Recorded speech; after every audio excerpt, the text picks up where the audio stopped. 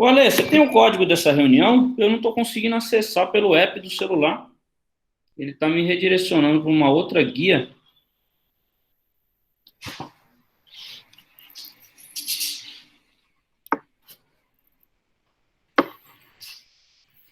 Deve ser aqui, né?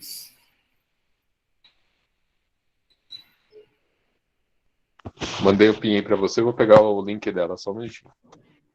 Tá, obrigado.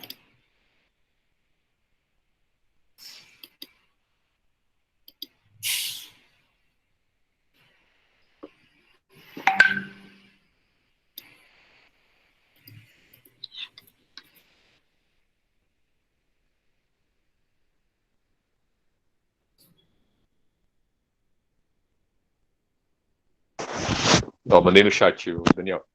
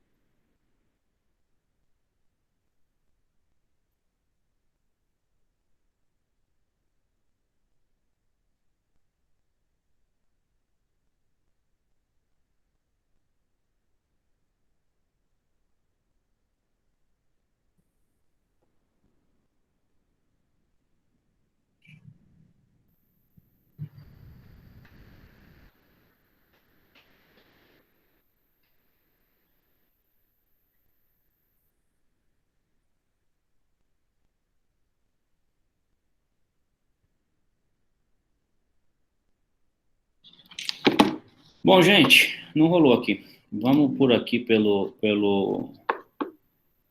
tela mesmo.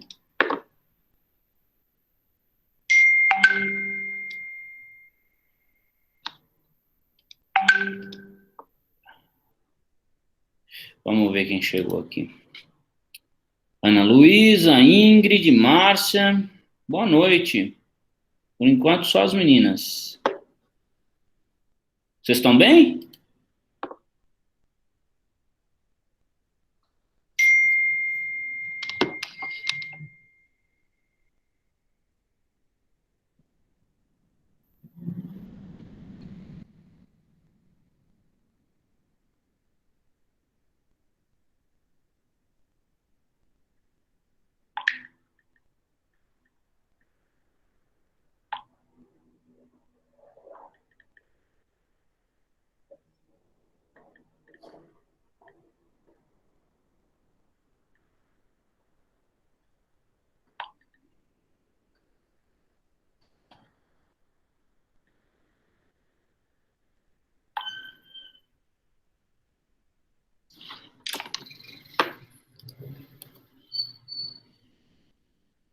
Ó, a Márcia tá bem, a Ingrid tá bem, a Ana tá com o morcego, com o Batman em casa.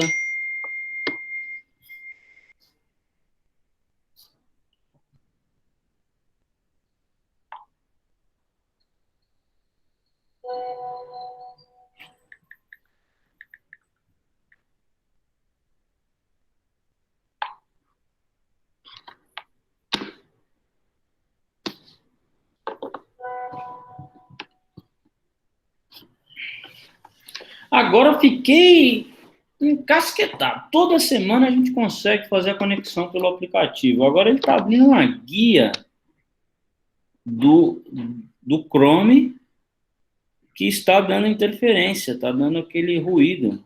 Ele não está abrindo pelo aplicativo. Agora o porquê. Abre o aplicativo e tenta entrar direto pela reunião, Daniel. Foi o que eu tentei fazer, mas ele dá código inexistente, Ale. Mas aí o código seria só aquele ZOX, ZOX MCGN lá, JVH. Então, ele está dando inexistente quando eu jogo.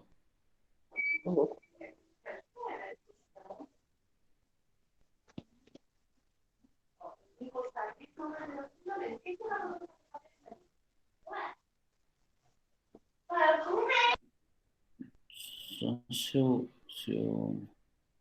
Bom, pelo menos é o tempinho. Ah, Lani querida, quanto tempo! Estávamos com saudades de você. Como você tá?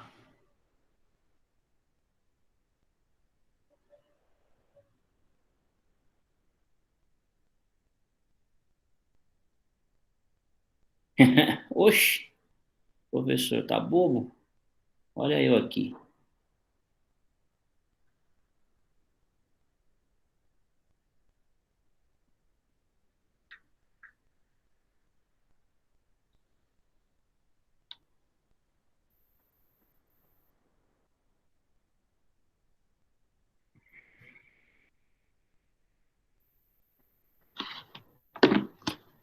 Bom, vamos aqui mesmo. Não rolou, vamos embora. Ana, Luísa, cadê você?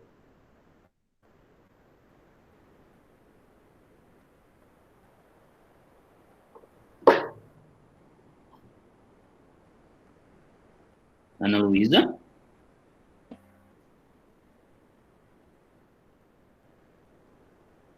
Boa. Hoje você será minha assistente novamente, tá bom? Ah, tá bom. Onde é que o senhor tá?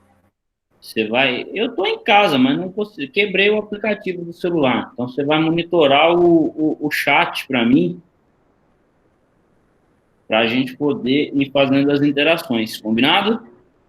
Combinado. Então tá bom.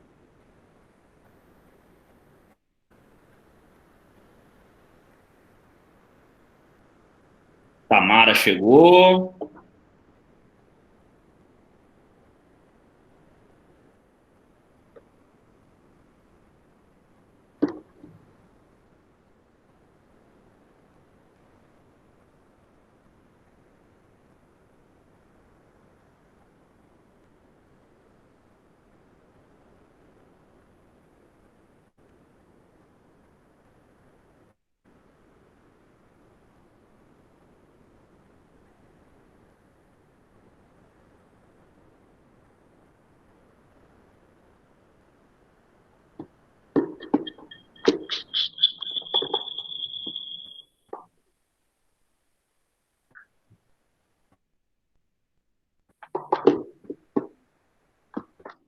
E vamos embora.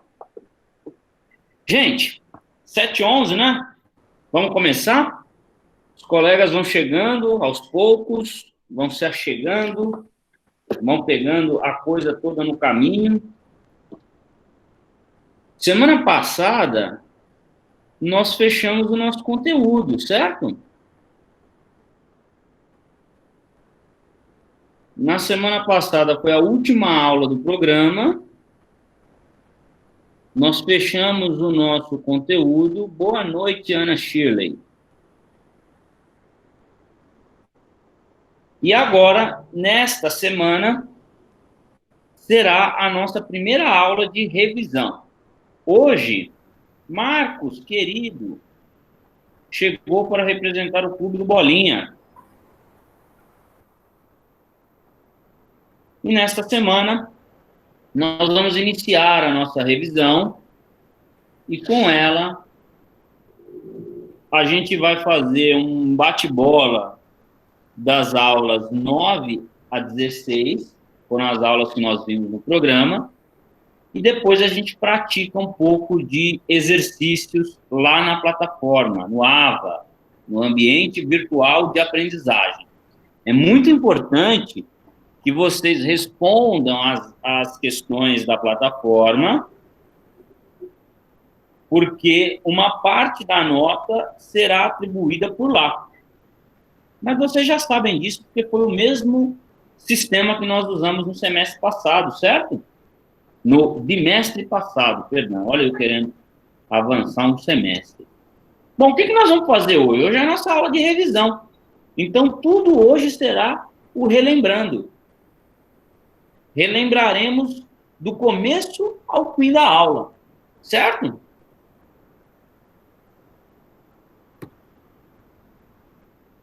Bom, na nossa aula de número 9, nós falamos sobre Seguridade Social. Foi uma aula de direito previdenciário, se lembram? E nós começamos a nossa aula falando a evolução histórica. Fomos lá no ano de 1600, na França.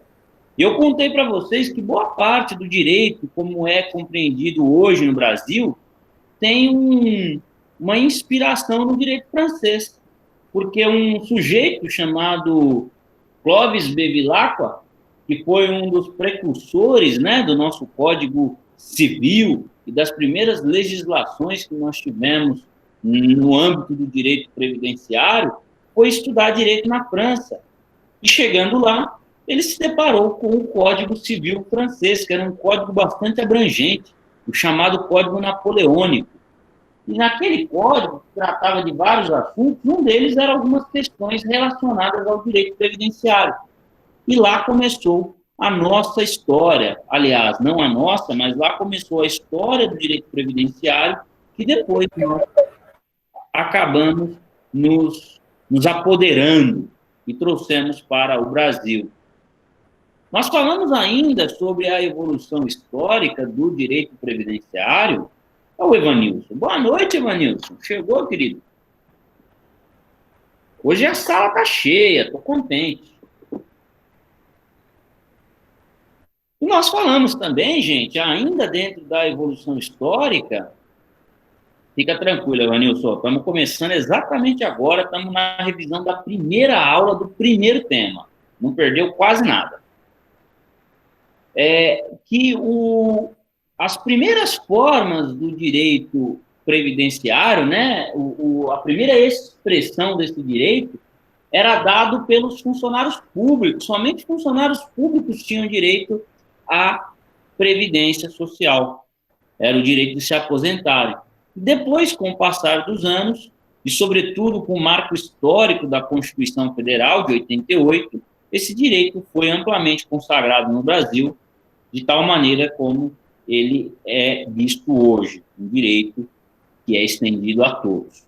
Bom, esse é o contexto histórico que nós vimos naquela aula, claro, com muito mais detalhes, vocês têm o material, a apostila para conferir, mas foi disso que a gente tratou. Depois nós falamos do conceito da Seguridade Social, que é um direito intergeracional. Lembra aquela ideia de que uma geração sustenta a outra?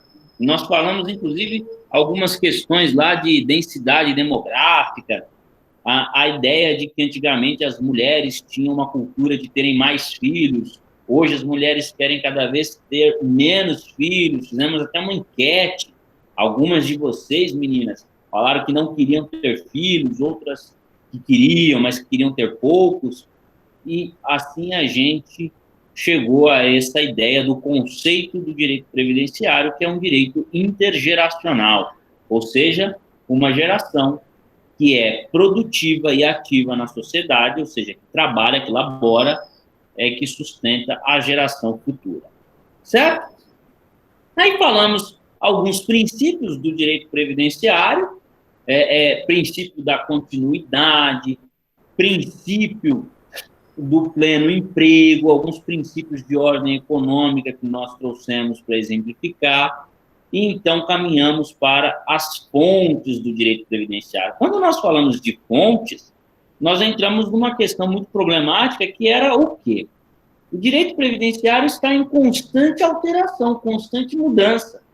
Portanto, é um direito que hoje possui muitas fontes. A principal delas, vocês sabem qual é a Constituição Federal, que regulamenta a Previdência Social. Porém, além da Constituição Federal, o direito previdenciário também possui outras fontes. E que outras fontes seriam essas? Os decretos, as portarias, bem como a legislação, os princípios, porque a legislação está em constante mudança, em constante alteração. Ruth, seja bem-vinda, nossa analista de fraudes. Boa noite.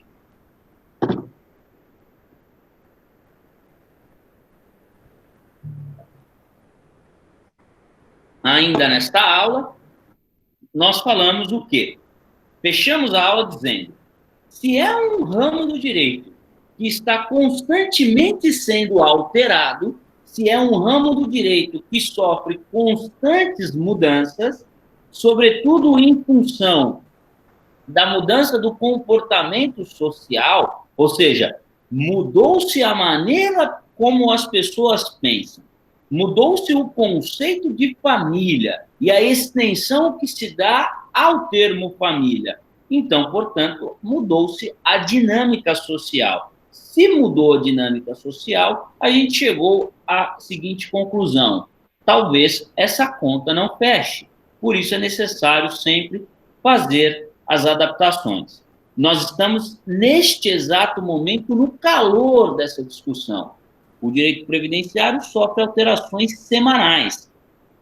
E toda semana há uma nova legislação, há uma nova regra para se interpretar o direito previdenciário e as suas complexidades. Diante disso, como que nós interpretamos todo esse arcabouço legislativo, todos esses diplomas legais? Como que a gente interpreta essas inúmeras fontes de direito? A gente interpreta segundo a Constituição Federal. A Constituição Federal traz, em um capítulo específico, regras de como interpretar o direito. Então, por exemplo, imagine que você tenha uma norma e essa norma possui dois caminhos, duas interpretações. E as duas interpretações são plausíveis. Você interpreta de um jeito e ok, você interpreta do outro e também ok. Ou seja, as duas têm um fundamento, têm uma solidez. Porém, uma dessas interpretações não está de acordo com a Constituição Federal. Então, essa interpretação não será válida. Por quê? É um princípio da Constituição Federal, em um capítulo específico dela, que diz o seguinte: toda legislação deve ser interpretada conforme a Constituição Federal. Então, esse é um princípio. Então, como nós interpretamos o direito previdenciário? Conforme a Constituição Federal. A gente olha como se fosse no espelho, ou seja, a legislação tem de refletir a Constituição. A Constituição vai dizer, faça. A legislação vai dizer, como fazer. Então, elas devem sempre conversar. Certo, pessoal? Em relação a esta aula de número 9, ficou alguma dúvida? Vocês têm alguma dúvida sobre essa aula?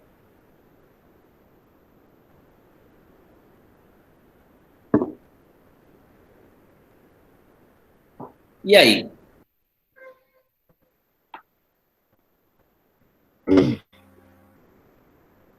Não. Ruth não tem dúvida. A Ruth não? Nossa, nossa. Oi?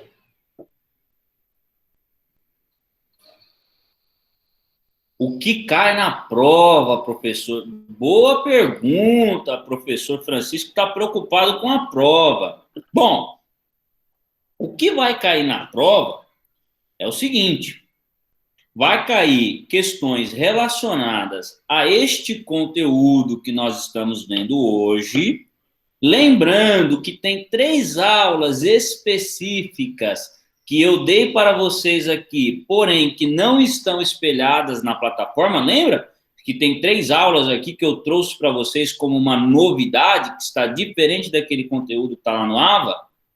Aí, sobre essas aulas, eu vou te dizer qual aula que eu vou dar uma questão, para que vocês não tenham muita coisa também para estudar e não fiquem perdidos. Então, quando chegar, eu dou um toque. Fiquem espertos com essa aula. Pode ser que caia alguma coisa na prova. Já é a dica para vocês estudarem.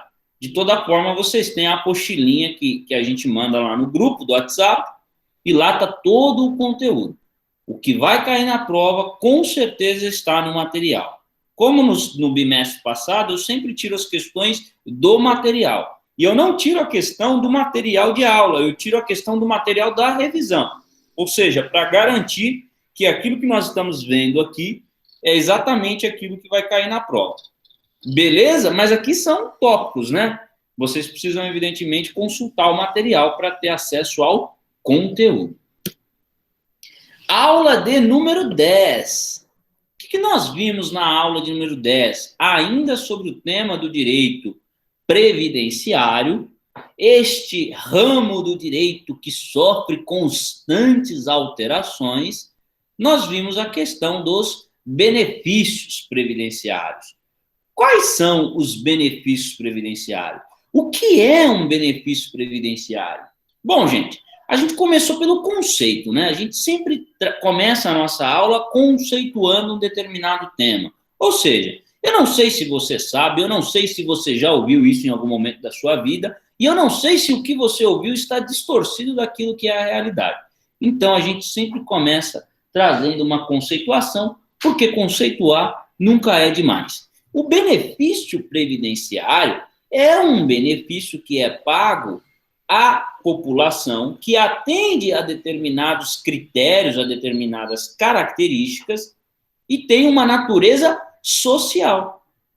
Por que uma natureza social? Esse benefício serve para o equilíbrio e a manutenção da sociedade como um todo, a sociedade para que esteja em pleno equilíbrio, para que ela possa fluir de maneira natural, é necessário que haja uma atenção a uma determinada parcela da sociedade que, em virtude de alguma situação, tenha dificuldade de se manter.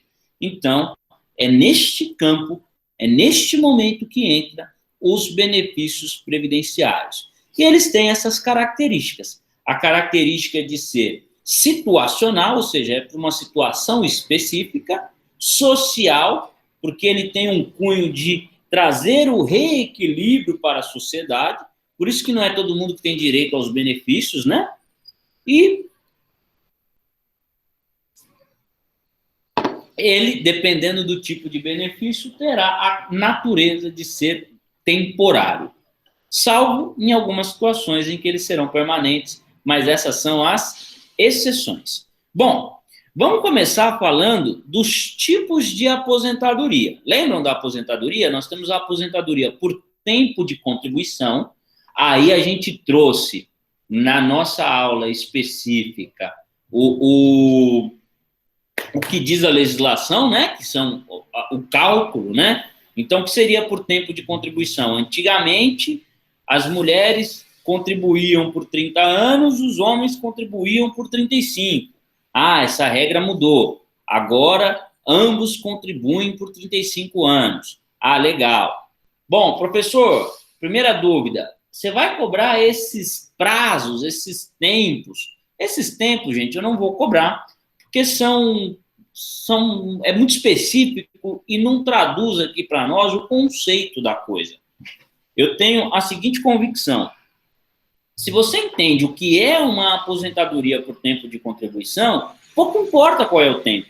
Porque o tempo você vai lá na internet, no site da Previdência, do INSS, consulta a tabela e vê lá o tempo. O que eu tenho interesse é que você compreenda o benefício.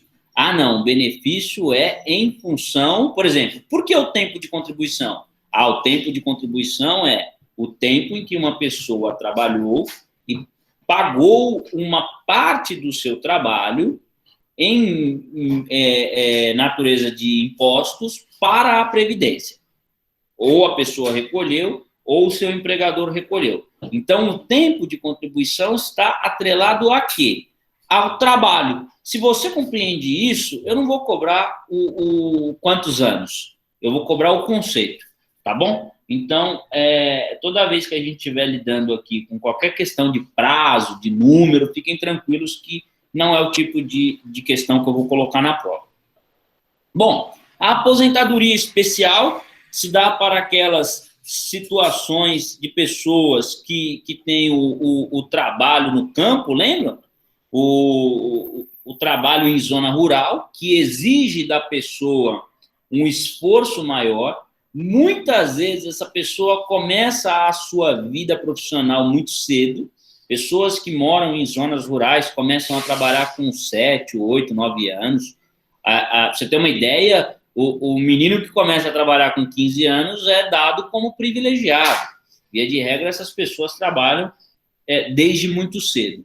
E não tem uma efetiva contribuição, porque trabalham ali para o próprio sustento, e dependendo do tipo de zona rural, não há nem circulação de moeda, há mais aquela prática do escambo, né? Eu que planto milho, fulano que planta arroz, a gente troca, eu dou um pouco de milho, ele me dá um pouco de arroz.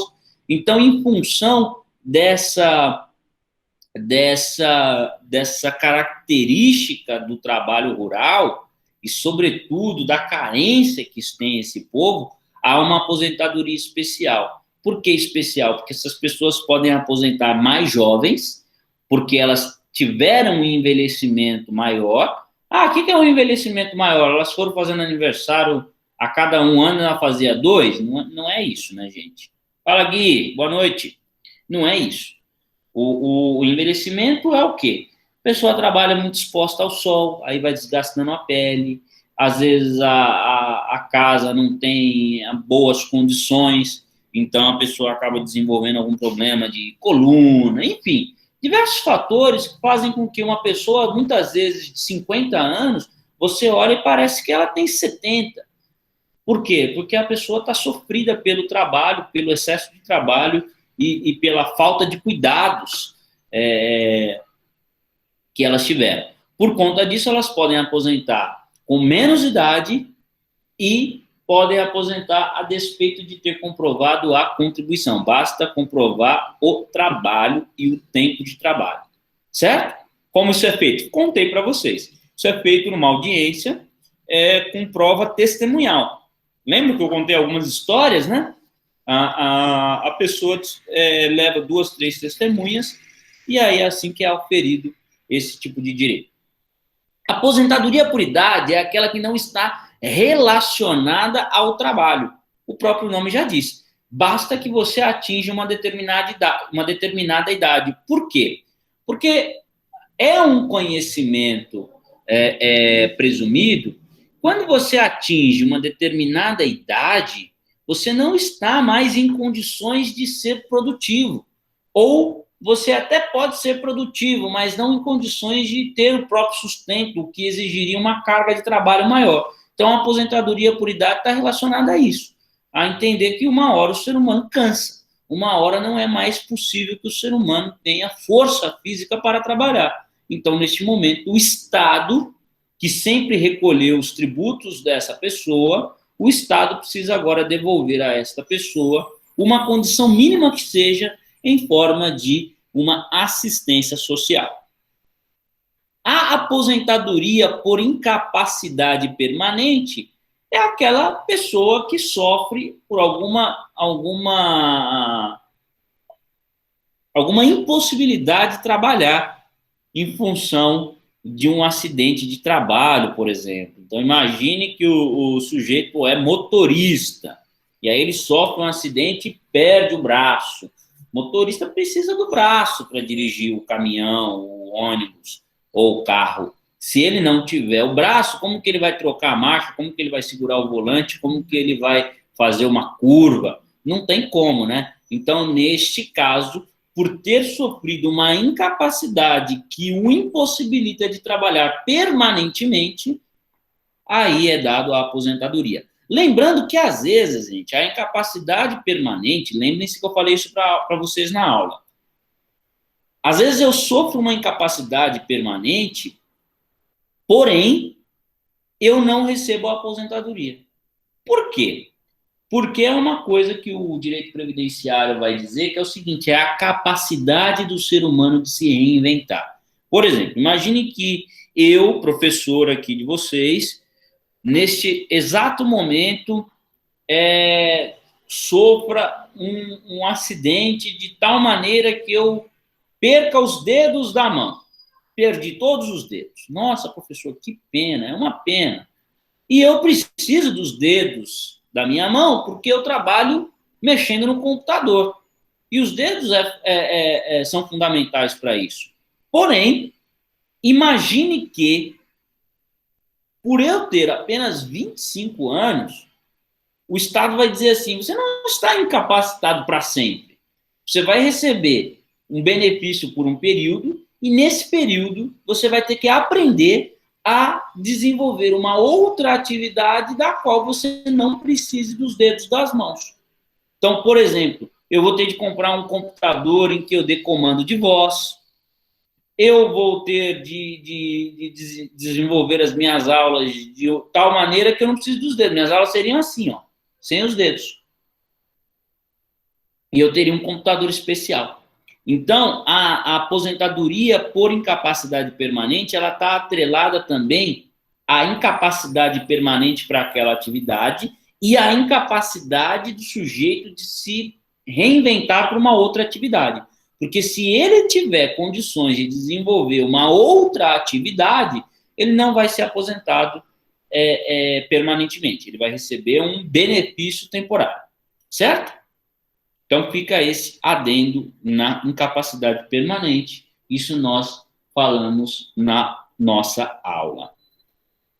Terceiro lugar, falamos da aposentadoria PCD. Ah, professor, isso daí é um partido político? Não, não é um partido político. A aposentadoria PCD é a pessoa com deficiência. A pessoa que sofre de uma necessidade especial. Imagine que o sujeito nasceu com uma doença, com algum tipo de deficiência, por exemplo, que é o mais comum, um retardo mental. Então, assim, um retardo mental grave, porque existem retardos mentais que são leves ou moderados. E uma pessoa que tem um retardo mental leve consegue desenvolver atividade laborativa.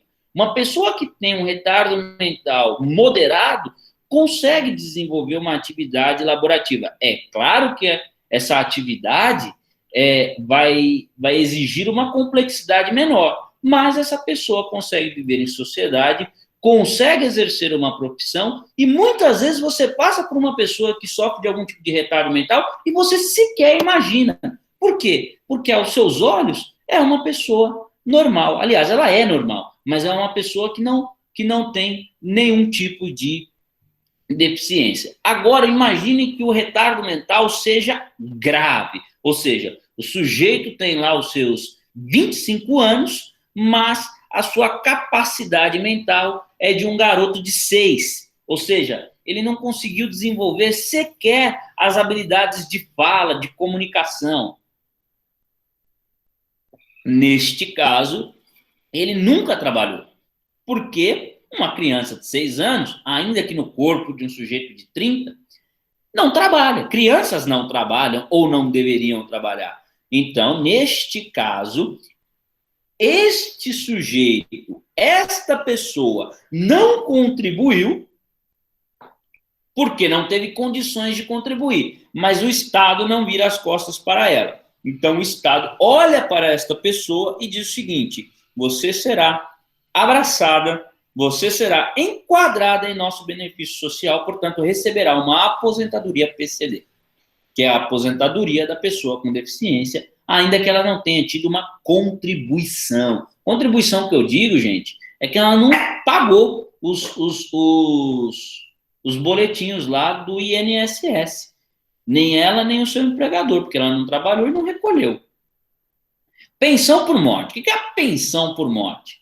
Imagine que você é casada ou casado com alguém que tem um trabalho e esta pessoa, com o seu trabalho, é que sustenta o lar. Então, via de regra, eu vou pintar aqui um cenário tradicional no nosso Brasil. Uma mulher é casada com o seu marido e tem lá os seus 3 ou 4 filhos. Em função da maternidade e do cuidado com as crianças, esta mulher ela detém a menor parte da renda. A contribuição dela com a renda familiar é uma contribuição menor. E o seu marido, mais dedicado ali à atividade laboral, acaba sustentando ali o lar. Isso ou vice-versa, tá, gente? Não tem problema. Hoje a mulher também ocupa essa função de ser a provedora. O que eu estou pintando é um cenário mais clássico, a coisa como ela se desenha em escala maior. Aí esse sujeito resolve não, coitado desse sujeito. O sujeito sai e morreu, acabou. Lembra da turminha do caixão lá que apareceu nas nossas aulas? Que vocês davam risada? Turminha do caixão voltou, aquele sujeito morreu. Nisso que ele morreu, o que faz aquela mulher com suas crianças? Ela dependia daquele recurso. Então, neste caso, ela fará jus à pensão por morte do marido. Ou seja, o marido se foi, mas o dinheiro que ele trazia para casa continuará chegando por meio da mão do Estado. Isso serve tanto para a esposa quanto para os filhos. E eu me lembro que nessa aula especificamente, alguém, e aí eu já não me lembro quem, disse: professor, eu recebo até hoje a pensão pela morte do meu pai.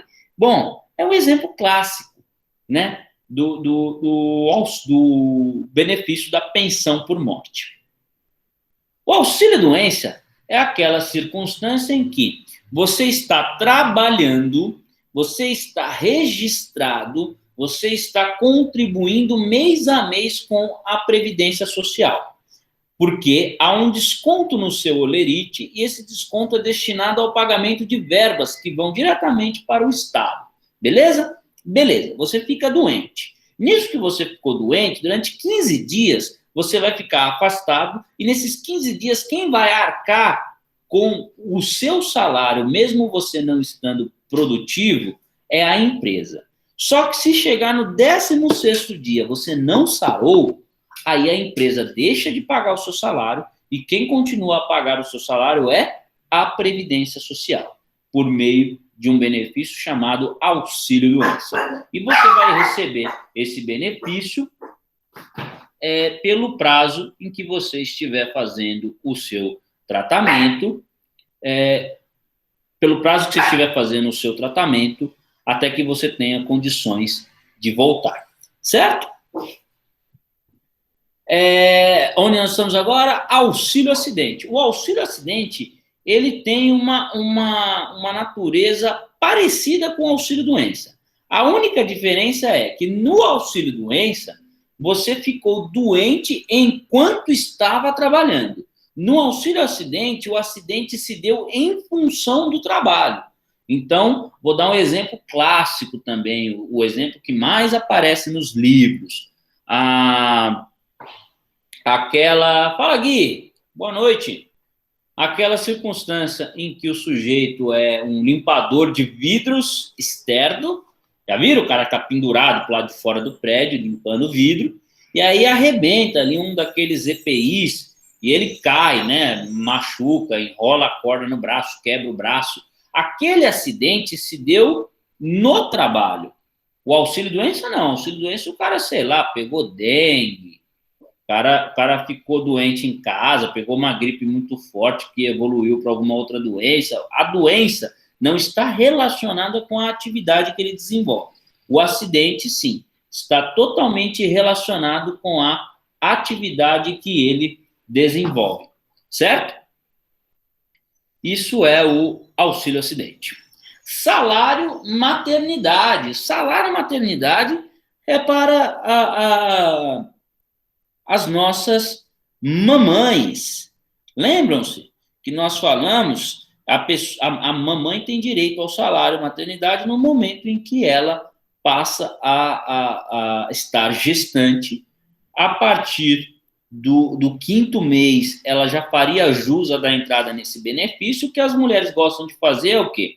Esperar o máximo possível, ou seja, elas tentam segurar ali até a 42ª semana ali, espera muitas vezes ter o bebê para depois dar entrada, porque aí esse salário, como ele tem um prazo, né, é um prazo de 6 meses, e ele não se estende, então elas preferem receber durante os 6 primeiros meses de vida da criança, e não enquanto a criança ainda não nasceu. Mas podem dar entrada a partir do 5º mês de gestação.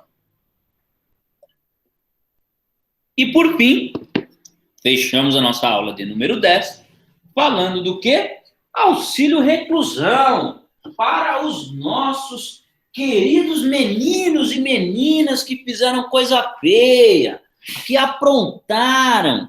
Poxa, professor, por quê? Porque aprontaram, né? E falamos também a principal coisa sobre o auxílio reclusão, o quê?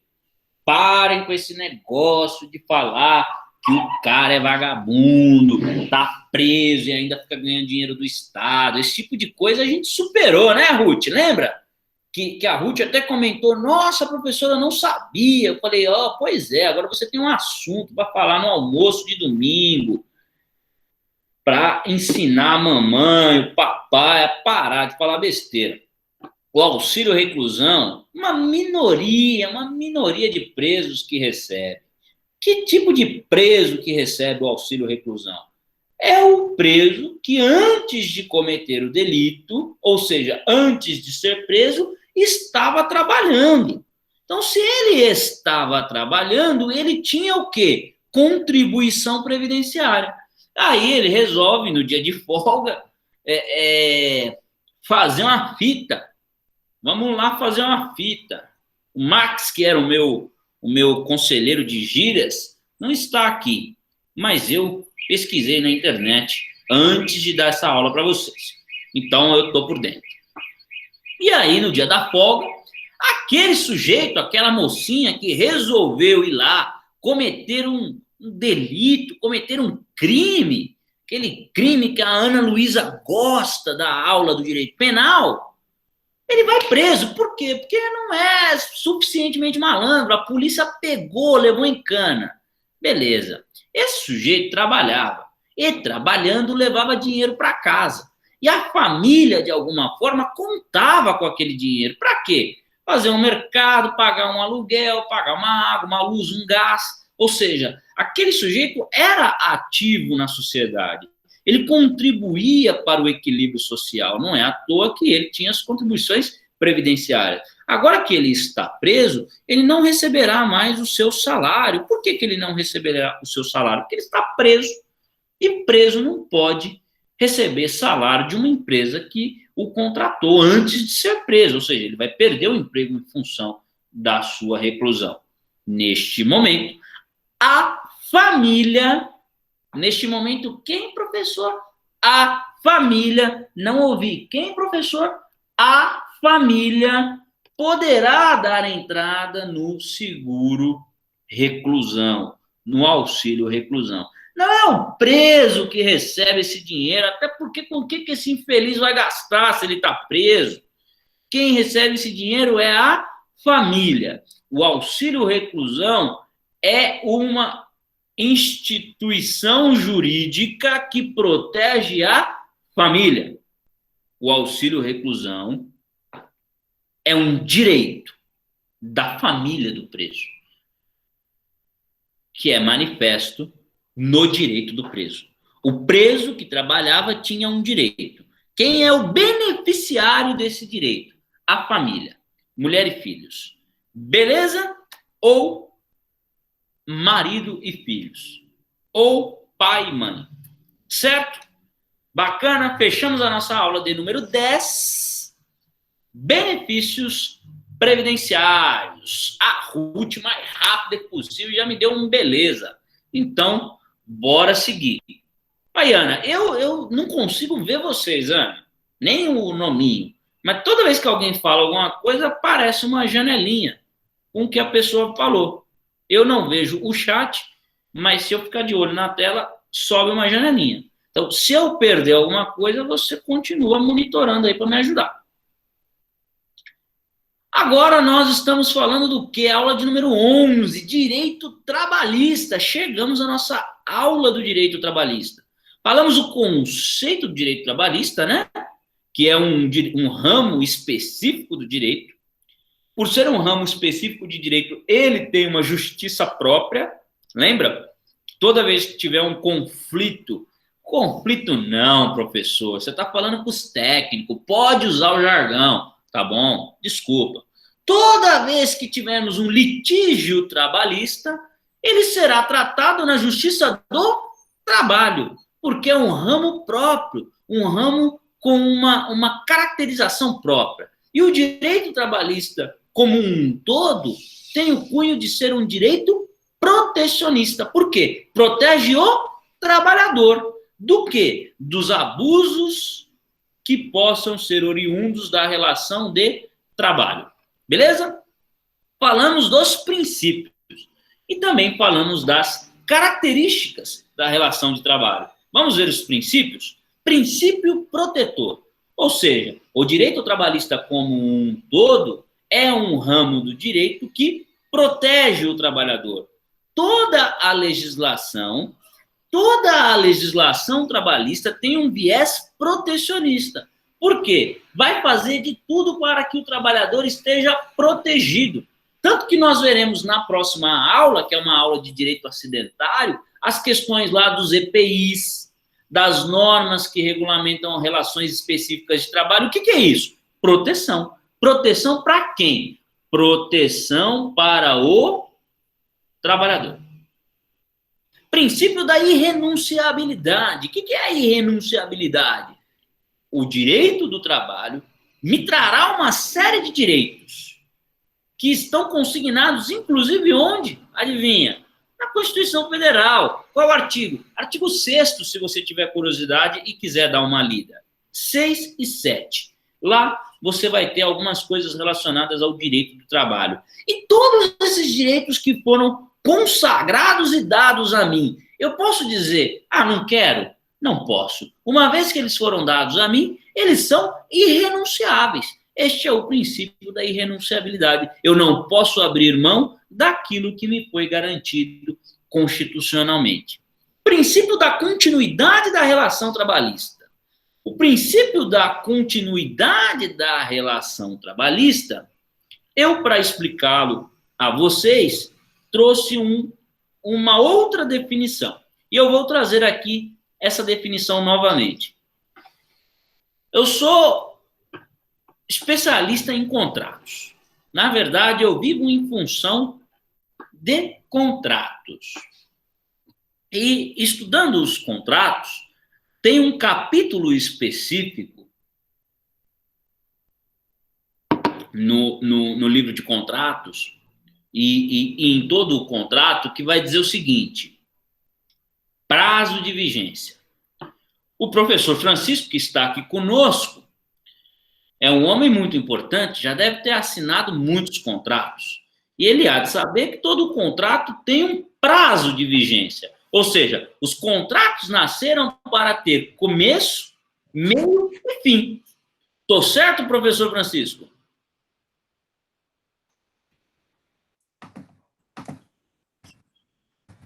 Estou certo.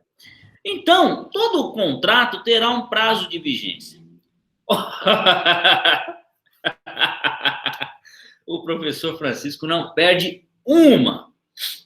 Todo contrato terá o seu prazo de vigência. Terá começo, terá meio, terá fim. Então, quando nós falamos do princípio da continuidade da relação trabalhista, eu estou dizendo que toda vez que nós celebramos um contrato de trabalho, você pode procurar o quanto você quiser.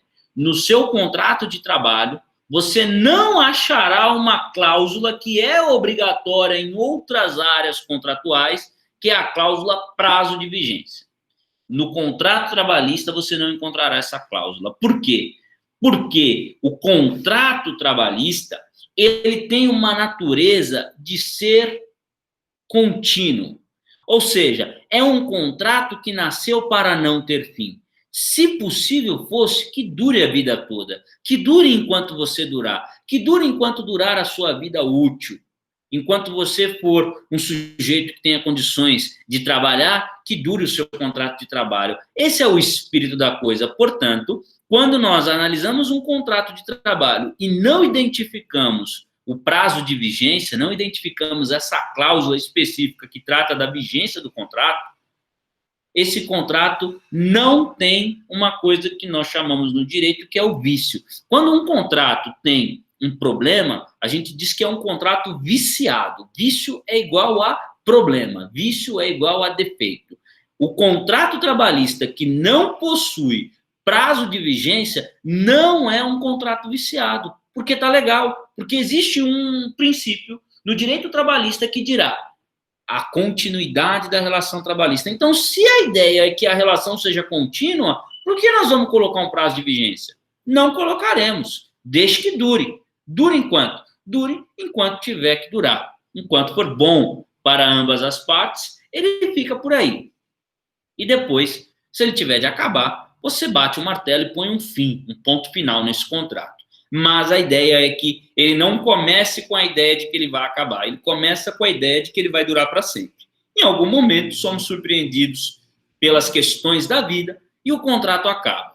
Faz parte do jogo. Mas, em termos de princípio, esse contrato deve ser contínuo. Princípio da primazia da realidade. O que é primazia? Primazia é uma espécie de palavra que tem a ver com preferência. Ou seja, é o princípio da preferência da realidade. No direito, nós temos uma coisa que é mais ou menos assim.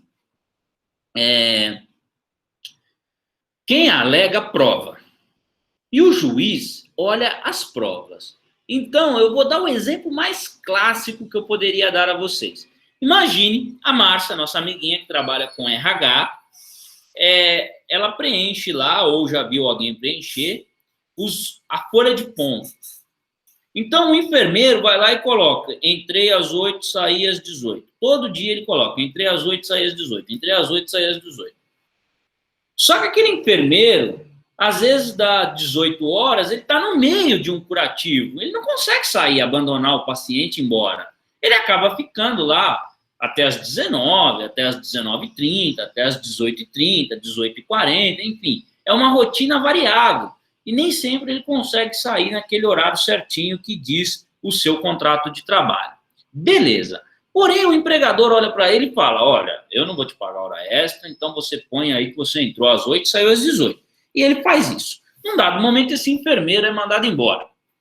E no que ele é mandado embora, ele resolve processar aquele hospital e dizer para o hospital assim, hospital, agora eu quero receber as horas extras que eu fiz durante todos esses anos que eu trabalhei aqui.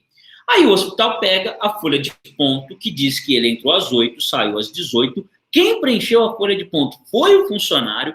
Quem assinou a folha de ponto foi o funcionário. A empresa pega, o hospital, coloca essa prova no contrato, coloca essa prova no processo e diz o seguinte, olha, não tem hora extra nenhuma. Inclusive está aqui a prova de que ele não fazia hora extra. Está assinado por ele, foi preenchido por ele.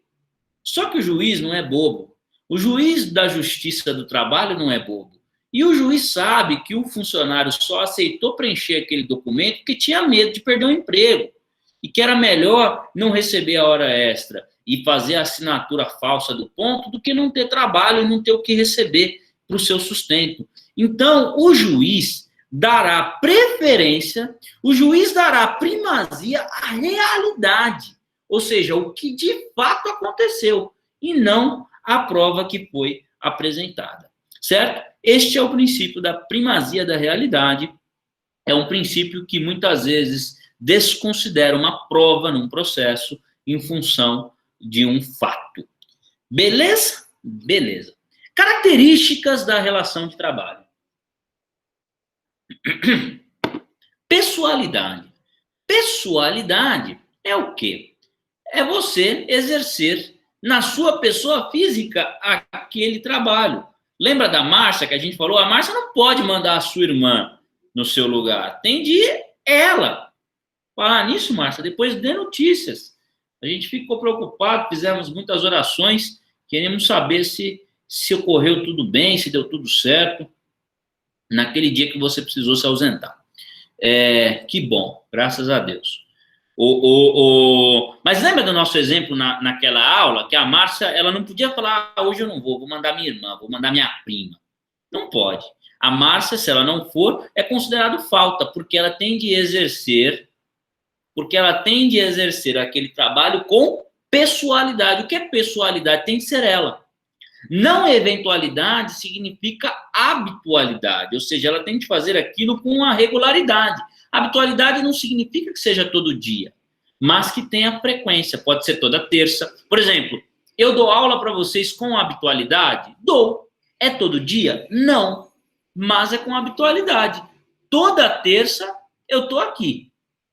Toda quinta eu estou aqui. Então, isso caracteriza uma habitualidade, uma não eventualidade. Agora, imagina que eu viesse aqui hoje, aí dali um mês eu apareço, aí dali 5 meses eu apareço, aí eu estou eventualmente aqui com vocês. Não caracteriza a relação de trabalho. Subordinação. Subordinação é quem tem chefe. Se você obedece a alguém, se tem alguém que manda em você, se tem alguém que, mesmo que você queira fazer de um jeito diferente, a pessoa diz, não, você vai fazer assim, seria mais ou menos assim, olha, e se eu fizesse desse jeito? A pessoa fala, não, você vai fazer daquele jeito. Opa, eu vou fazer então do jeito que a pessoa está mandando. Se eu fizer do jeito que a pessoa está mandando, isso caracteriza uma subordinação, ou seja, eu tenho chefe. Então, eu não me responsabilizo pelo escopo do negócio. Eu tenho a responsabilidade técnica daquilo que eu desenvolvo. Mas, o modelo de negócio, quem responde é o empresário. E, por fim, remuneração, né? É a parte que a gente mais gosta. Ninguém trabalha de graça. As pessoas trabalham por um salário. As pessoas trabalham por uma remuneração. Então, essas coisas caracterizam uma relação de trabalho. Se tiver presente essas 4 características, estaremos diante de uma relação de trabalho. Professor, faltou uma. Se faltou uma, não é relação de trabalho. Qual a importância de conhecer essas 4 características? Se você não preencher os requisitos para a relação de trabalho, você não fará jus à justiça do trabalho. Você vai para a justiça comum. Se você quiser ingressar na justiça do trabalho, você precisa preencher essas características. Pessoalidade você pode ver também como pessoa física. Não eventualidade você pode ver como habitualidade. Subordinação sempre vai aparecer como subordinação. Remuneração pode aparecer como onerosidade. Essas 4 características. E tinha uma quinta que eu não coloquei aqui, porque essa quinta não é obrigatória, é uma parte da doutrina. Lembra que eu falei da doutrina? Que são aqueles livros que os doutrinadores, são os pensadores, falam.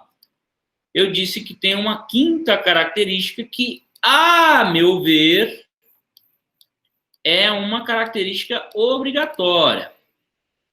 Mas isso tem ainda divergência. É a tal da alteridade. O que é a alteridade? A alteridade é igual a risco. Lembram?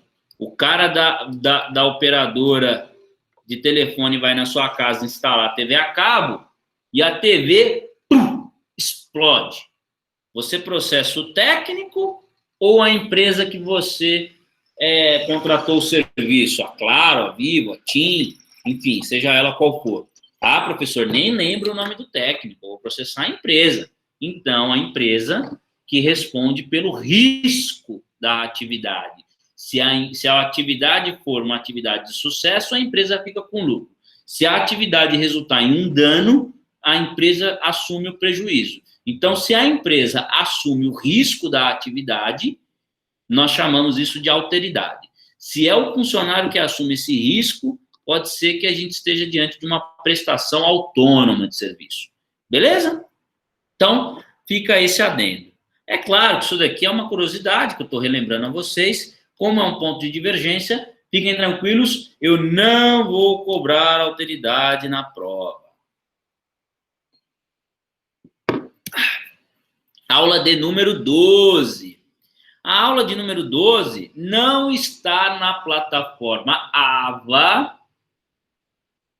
Então, vocês não encontrarão exercícios para fazer da aula de número 12 no ambiente virtual de aprendizagem. Essa foi uma aula que eu incluí no programa e que não estava originalmente no programa. Lembram? A aula do direito empresarial. Então, aqui, eu já vou contar a vocês.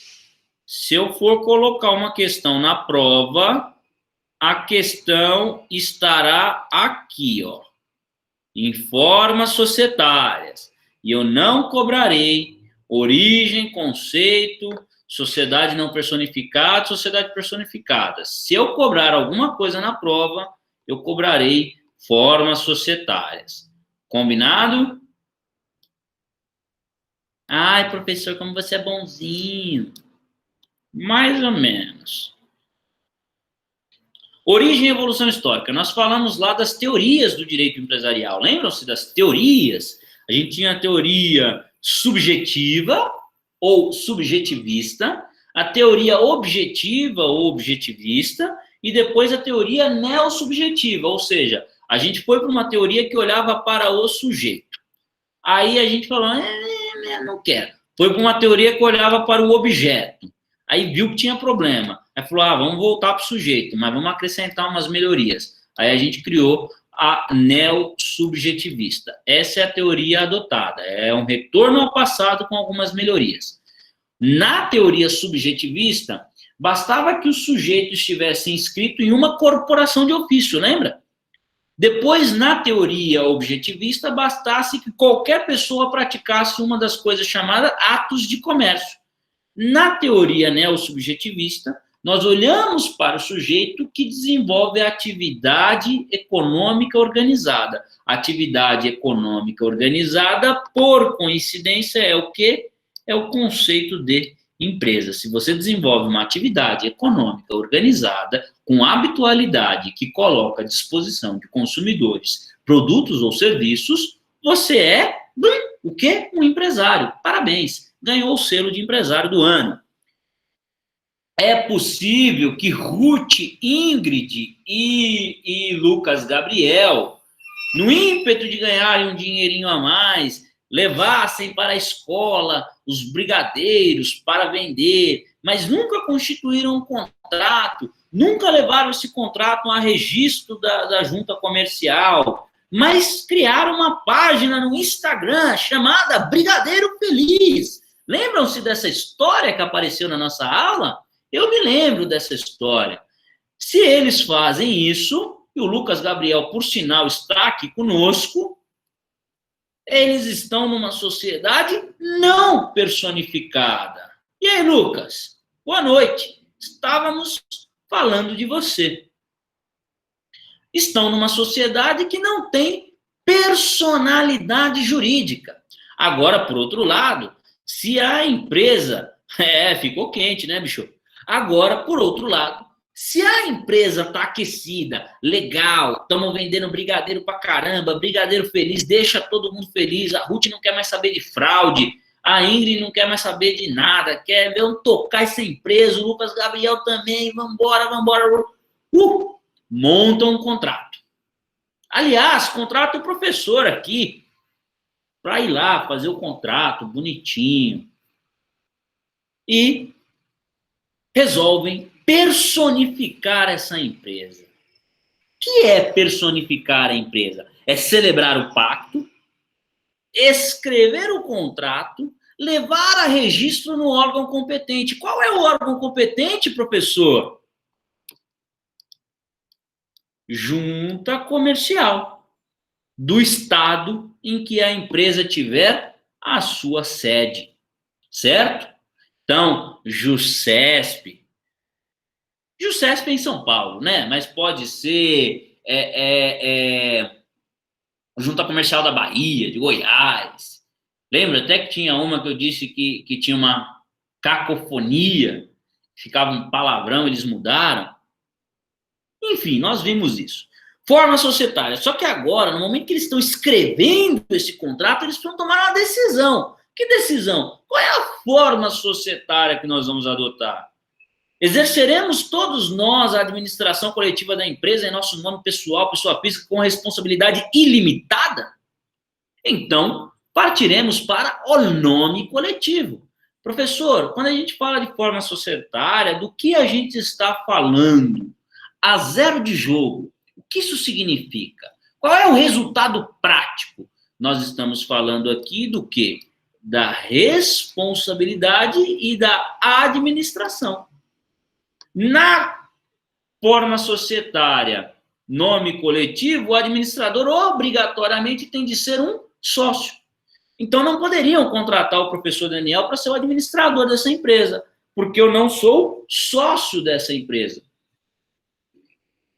Ah, então tá bom. Na comandita simples, nós teremos sócios comanditados e sócios comanditários. Uns aparecem, outros não. A sociedade limitada, essa nós vimos que é a que é mais utilizada. Por quê? Aqui você tem liberdade contratual e responsabilidade limitada. Limitação da responsabilidade. Professor, o que é a responsabilidade limitada? Nos recobre a memória, por favor. A responsabilidade limitada é mais ou menos assim. A empresa tem 50 mil no caixa. Beleza? Beleza. A empresa tem uma dívida de 30 mil.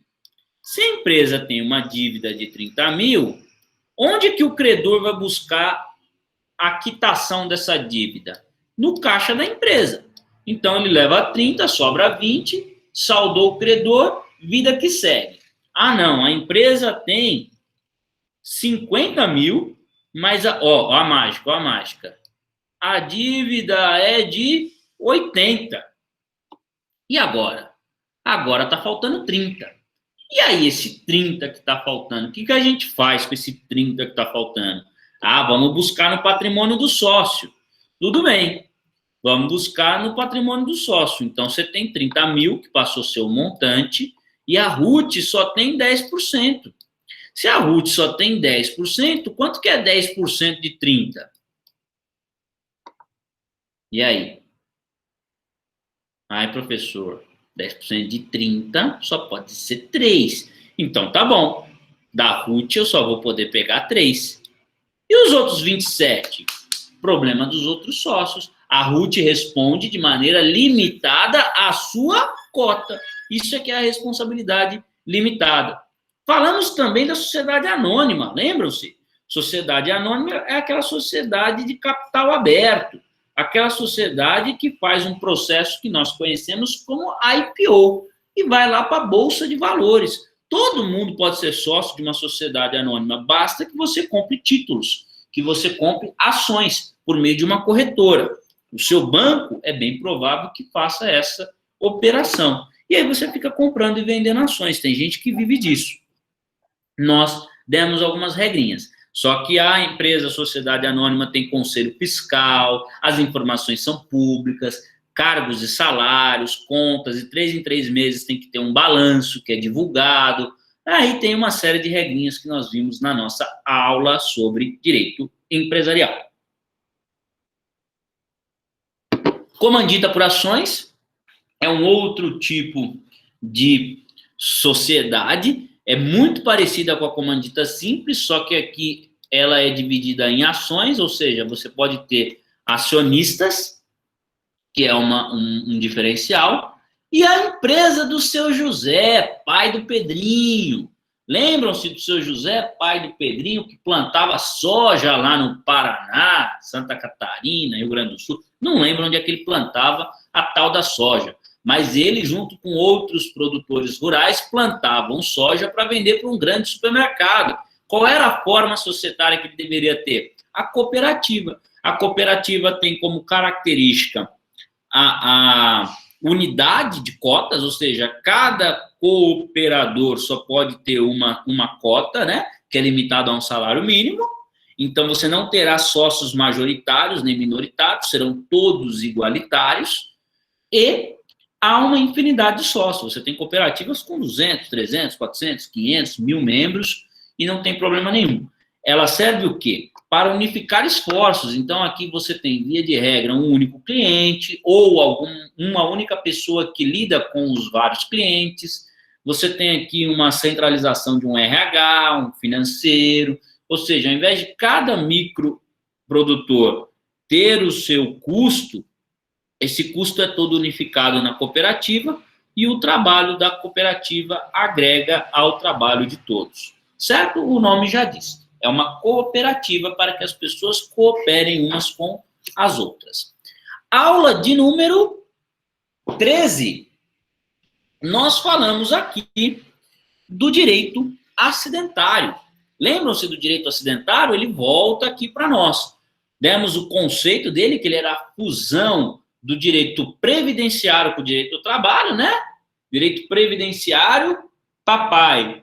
Justiça trabalhista, mamãe. Você junta esse casamento, você tira uma coisa chamada direito acidentário, que é a confluência, né? Os acidentes de trabalho, como são encarados pela Previdência Social. Bom, falamos dos tipos que são aqueles tipos de acidente, né? Os acidentes que ocorrem no trabalho e os acidentes que ocorrem fora do espaço de trabalho. E falamos dos beneficiários. Quem são os beneficiários do direito acidentário? Ou seja, a quem o direito acidentário abraça? A quem o direito acidentário atende? A quem o direito acidentário socorre? Ao empregado. Quem é o empregado? É aquele sujeito que preenche aquelas 4 características que nós vimos há 2 aulas atrás. Ao trabalhador avulso, que é aquele trabalhador que nós demos o exemplo do trabalhador portuário, né? Ele é um único trabalhador, mas ele tem vários empregadores. Por quê? Ele desenvolve uma função que um trabalhador especificamente não precisa de muito, mas vários trabalhadores precisam. Então, ele desenvolve a mesma função, ele é especialista numa área, mas ele atende a vários empregadores. Então, ele é chamado de trabalhador avulso. Dá um exemplo. Um exemplo que eu dei para vocês naquela aula, salvo engano, foi o exemplo do prático. Lembra do prático? Quem que é o prático? Prático é o cara que pilota o navio no momento que o navio está entrando no porto. Então, ele é um trabalhador avulso. Por quê? Ele está pilotando, ele estaciona o navio, né? Então, o navio, quando chega no porto, o porto tem rochas, tem relevos. Existe uma geografia embaixo da água que, às vezes, o marítimo, o capitão, que está lá no seu navio, ele não conhece. Mas o prático conhece. Ele sabe onde está cada pedrinha no seu porto. Então, quando o navio está chegando, ele vai lá, entra no navio, estaciona o navio. Quantos navios ele estaciona por dia? Vamos supor que sejam 3. Se ele estaciona 3 navios por dia, os 3 navios pertencem a empresas diferentes. Então, ele está desenvolvendo o mesmo trabalho, porém, para empregadores distintos. Essa é a classificação do trabalhador avulso. O segurado especial, que nós já vimos a definição do segurado especial na aula sobre direito previdenciário, mas é aquele sujeito que goza de um benefício previdenciário em virtude de uma característica diferenciada que não é a vida laboral produtiva. E o médico residente, por quê? O médico residente tem uma característica peculiar que, enquanto ele estuda, ele também recebe. E o estudo se confunde com o trabalho. Então, é mais ou menos assim. Todo médico sai da faculdade com uma titulação. Qual é a titulação que ele sai? Clínico geral. Então, o sujeito fez lá os seus 6 anos de medicina, quando ele se forma, ele é um clínico geral. Vamos supor que agora ele vai para um hospital fazer residência, é assim que chama a pós-graduação do médico, ele vai fazer uma residência em pediatria. Então, ele vai ficar lá atendendo os catarrentinhos no hospital. Porém, ele vai atender os catarrentinhos sobre a supervisão de um médico especialista, um médico que já está naquela profissão há algum tempo. Legal. Só que ele não vai atender de graça e, ao mesmo tempo, ele está estudando. Ele tem prova, ele tem atividade. Então, o estudo se confunde com o trabalho. É tudo numa coisa só. Por isso que o médico residente também pode sofrer um acidente, também é beneficiário do direito acidentário. Por fim, nós trouxemos, aí já digo a vocês, não será cobrado na prova. Nós trouxemos uma tabela que está disponível no site da Previdência Social do tempo de carência, ou seja, cada tipo de profissão terá de atender a um tempo de carência para dar entrada no benefício. Ah, professor, eu achei que a carência que era aquela da música da Marília Mendonça. Não, tem nada a ver com esse tipo de carência. Essa você guarda para uma sexta-feira melancólica, talvez para um sábado à noite que você não tiver conversando com a morena ou com o moreno, aí você usa essa carência. Na nossa aula, especificamente, nós estamos falando que carência é igual a prazo. Então, a nossa carência aqui será igual a prazo. Lembram-se? Ah, para dar entrada no auxílio bababá, 1 ano. Para dar entrada na aposentadoria, você precisa ter pelo menos 36 contribuições. E aí a gente deu ali as regrinhas de como começa a contar, quando para, quando interrompe. Se você voltar no material, tá bem descritinho isso, mas não será objeto da nossa revisão esse ponto específico, porque é só prazo, só data e não vai cair na prova. Aula de número 14. A aula de número 14 não está na plataforma. É uma outra aula que eu trouxe para vocês de maneira avulsa ao programa, porque achei por bem que vocês tivessem uma formação em direito tributário. Então, aqui tem os princípios gerais da ordem econômica. Nós falamos de muitos princípios, né? Trouxemos muitos princípios. Vamos relembrar alguns? Depois eu vou pedir especificamente, aqui ia ficar muito grande, porque como eu trouxe lá uns 10 ou 12, eu não ia colocar todos aqui, mas eu vou pedir para você revisitar o material, porque eu posso pedir lá um princípio ou outro. Então, esse aqui, material da aula. Você tem que olhar. Na verdade, você tem que olhar todo o material. Mas esse especificamente, porque isso aqui é uma janelinha de atenção, vai cair na prova. E o princípio que nós falamos, princípio da preservação do meio ambiente, princípio da defesa do consumidor, princípio da livre concorrência, da livre iniciativa, princípio da propriedade privada, princípio da função social da propriedade privada. Lembram-se disso?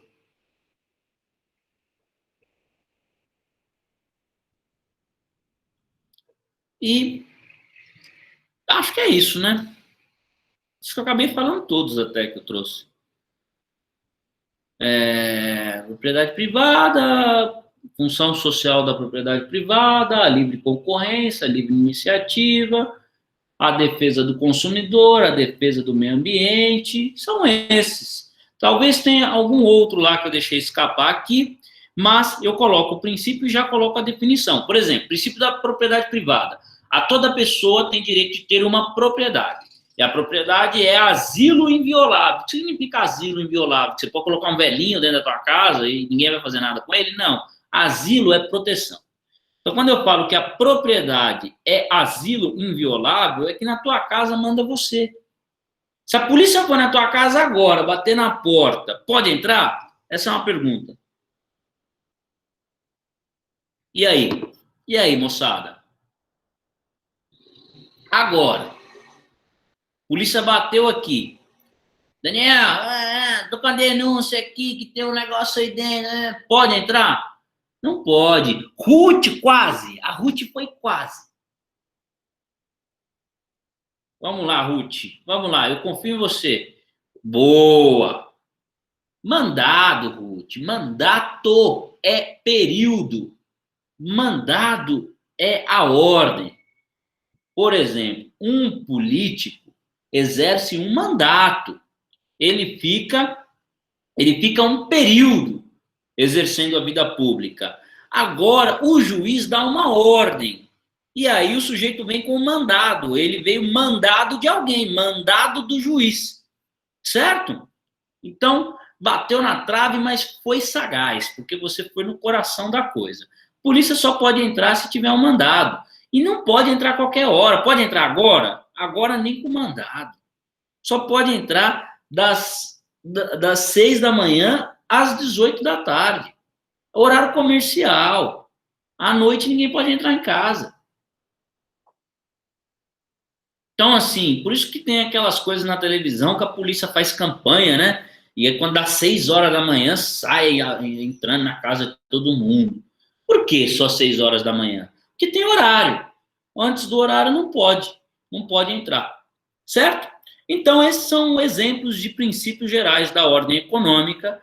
E aí nós falamos das espécies tributárias, ou seja, o Estado vai te cobrar alguns tributos, que são as espécies tributárias. Esses tributos servem para dar a manutenção da ordem econômica, que é a máquina pública, né? Os funcionários públicos, os políticos, todo mundo tem de receber o seu salário, tem que receber a sua remuneração, todos os custos, tem de sair de algum lugar. Sai de onde? Sai dos tributos. Nós falamos dos impostos, lembra? Quando a gente vai falando de um imposto, de um tributo, a gente vai relacionar uma coisa chamada fato gerador. O que é o fato gerador? Alguma coisa leva a gerar aquele tributo especificamente. Então, o imposto, a gente deu exemplo. O Lucas possui lá um veículo automotor, ele é dono de um carro, dono de uma moto. Então, se ele tem um veículo automotor, ele estará enquadrado no IPVA, que é o Imposto sobre a Propriedade do Veículo Automotor. Agora, se a Márcia tem uma casa ou tem um terreno, ela será incidente no IPTU, que é o Imposto sobre a Propriedade de um Terreno Urbano, certo? E aí você tem lá a comercialização de um determinado produto. Você estará incidente no ICMS, que é a circulação sobre mercadorias. Agora, se você presta determinado serviço, aí o imposto será, Márcia, está voando baixo, mas 10. Vocês não têm ideia, a alegria de professor é isso. Enche o nosso coração de alegria, a gente ganha a noite. Vou até tomar uma cerveja depois da aula, depois dessa. Ai, professor abusado. Desculpa para beber. Não, fiquei feliz agora. A Márcia acertou todos os impostos. Está todo mundo convidado a tomar uma cerveja comigo hoje. O ISS, que é o Imposto sobre Serviço. Falamos também das taxas, né? A taxa está relacionada ao quê? A prestação de um determinado serviço público. O que é um serviço público? Taxa de esgoto, taxa de água, taxa de luz, coleta de lixo.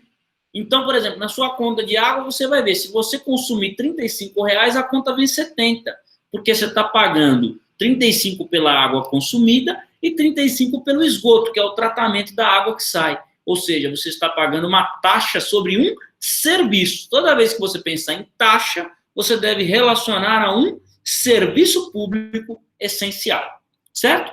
E nós falamos também da contribuição, a chamada contribuição de melhoria. O que é a contribuição de melhoria? Aquela situação, aí a Márcia colocou para nós, que há, por exemplo, uma obra pública, como a duplicação de vias, que acaba por valorizar o seu terreno que está situado naquela região. Então, em função da valorização que você teve do seu terreno, você pagará um imposto chamado contribuição de melhoria, porque ninguém pode enriquecer ilicitamente. Você não pode ter um enriquecimento sem causa. Então, se você teve um enriquecimento em função de um melhoramento, você pagará um imposto e tudo estará equilibrado. E não coloquei aqui, mas falei para vocês, fiquem tranquilos, não vou cobrar na prova, mas tem também o chamado empréstimo compulsório. O que é um empréstimo compulsório? É aquele empréstimo que o governo pega sem a nossa autorização. Parabéns, fantástica a sua lembrança dessa aula. Em situações de guerra, calamidade pública, uma situação emergencial, o Estado precisa produzir, é o exemplo clássico, né? O Estado precisa produzir projétil, munição, para armar a moçada para ir para a guerra. Então, para produzir esse tipo de coisa, ele pega o seu dinheiro que está guardado na sua poupança. E aí, depois, em algum determinado momento, ele devolve a juros baixíssimos. Por isso que o empréstimo compulsório não vale a pena. É uma situação muito ruim, mas que revela aí um patriotismo forçado. Certo? Aula 15. Nós vamos falar agora sobre direito do consumidor.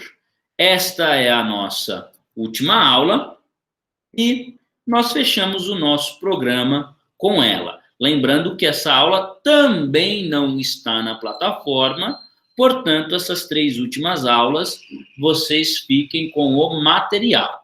Ah, professor, legal. Falamos da origem, né? A proteção do consumidor, ela teve início na Revolução Industrial, que foi o início da produção escalonada de produtos. Ou seja, antes os produtos eram produzidos de maneira muito customizada, muito artesanal. Aí começou-se a produzir de maneira escalonada, colocar muito produto no mercado, o consumidor começou a ficar muito exposto a riscos. Aí veio a Constituição. A Constituição já trouxe um capítulo específico, que está lá no artigo 170 e diante, né, e seguintes, que vai dizer assim, deve-se proteger o consumidor, porque ele é uma parte vulnerável na relação de consumo. E aí veio o Código de Defesa do Consumidor dizendo como é que se dá essa proteção. Então, nós temos a Revolução Industrial, um marco interessante, nós temos a Constituição de 88, um outro marco interessante, e depois, em 1990, vem o CDC. Lembrando que o CDC está em todas as lojas, todo comércio, por obrigatoriedade, tem um CDC. Pergunto a vocês, de lá para cá, vocês forem em alguma padaria, forem em algum mercado e viram o CDC, alguém reparou nisso? Ou ninguém reparou no CDC ou numa plaquinha dizendo, temos um CDC, ó, a Ruth reparou na padaria.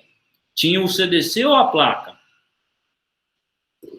Às vezes eles não põem o CDC, deixa guardado no caixa, e aí eles deixam uma plaquinha. Aqui temos o CDC. O Lucas procurou e não achou. Lucas, pede. Quando você for na padaria, pergunta. Tem um Código de Defesa do Consumidor? O cara vai se assustar. Ela tem. Aí você fala, não, tudo bem, que eu sou aluno do técnico da FAT, e eu aprendi isso na aula. O cara não vai dar bola, mas é problema dele. O importante é você tirar a sua curiosidade. Ver o direito se materializar. Poucas ideias. Bom, definição, né, do direito do consumidor. O direito do consumidor é um ramo específico do direito que tem uma tutela própria que visa a proteção do consumidor. O consumidor é tido como a parte vulnerável da relação de consumo. Nós falamos, já que estamos falando dessa área do direito que requer uma proteção especial, precisamos saber quem é que está protegido. Quem está protegido é o consumidor que se enquadra na relação de consumo. Quem é que pode ser consumidor? A pessoa física e a pessoa jurídica. E como que se caracteriza uma relação de consumo? De um lado você tem o consumidor, do outro você tem o fornecedor, e você tem uma coisa que liga um ao outro, que é o produto ou serviço. Lembram-se disso? O consumidor, para ser consumidor, tem de ser o destinatário final do produto ou serviço que é oferecido pelo fornecedor. Se essa equação se montar, pode ter certeza que você está diante de uma relação de consumo, está caracterizada a relação de consumo. Onde nós achamos isso? Artigo 2º e artigo 3º do CDC. Lá vai dizer o que é consumidor e o que é fornecedor.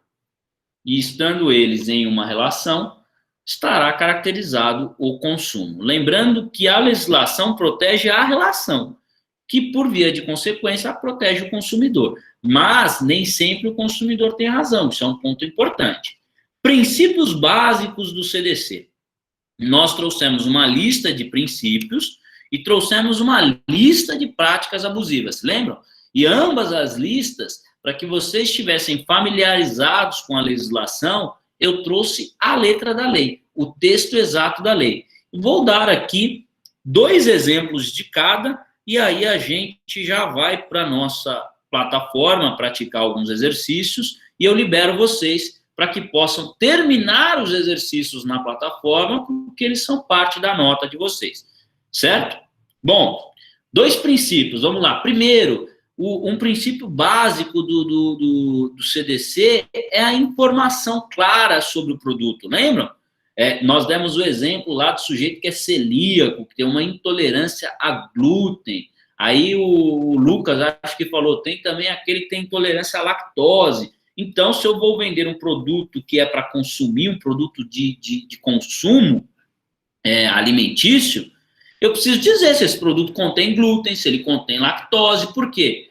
Porque o sujeito que tem essa intolerância, ele tem que ter essa informação clara para ele não comprar, porque se ele comprar e passar mal, eu vou me responsabilizar por isso. Nem eu quero que ele passe mal e nem também quero me responsabilizar por isso, porque conta de hospital é cara. Então, a informação clara é um dos princípios. Falamos também daquela situação em que o produto é tóxico, né? Então, o produto tóxico, ele tem que ter, além da escrita, ele tem que ter o símbolo. Professor, o que você está fazendo? Está péssimo. Eu sei. Eu prometo que na lousa eu desenho melhor. Mas aqui com o mouse fica ruim.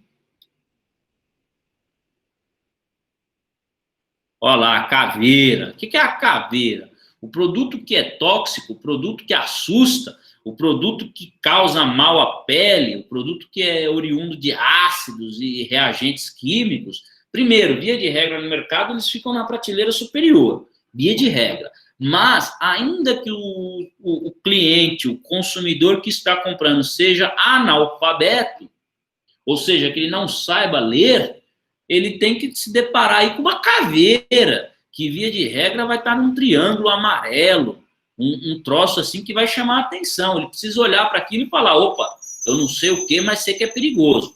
Então, isso é informação clara.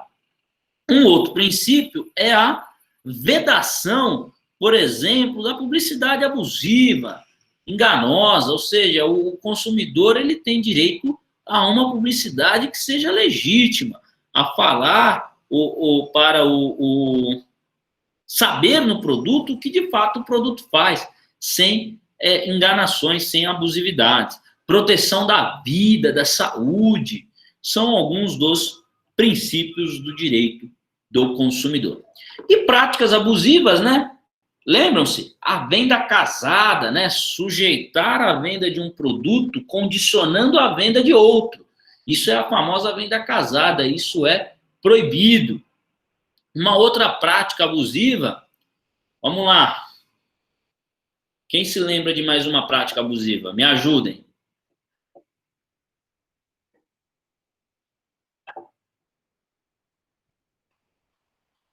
Uma que vocês não sabiam, ficaram, ó, venda casada. Isso, Ruth, era exatamente essa, uma que vocês ficaram surpresos de saber. Ter o produto no estoque e se recusar a vender mediante o pagamento em dinheiro. Então, se eu estou na loja, quero pagar em dinheiro, você não pode falar que o produto está reservado. Isso não é um direito, você só pode reservar se você tiver pluralidade do produto no estoque. Se você não tiver estoque, for o último produto, e eu quiser comprar com pagamento em dinheiro, eu poderei comprar. E você não poderá fazer nada em relação a isso. Certo? Bom, gente, agradeço a vocês até aqui, pois nesse momento nós fechamos a nossa revisão. E vamos agora para algumas atividades na plataforma.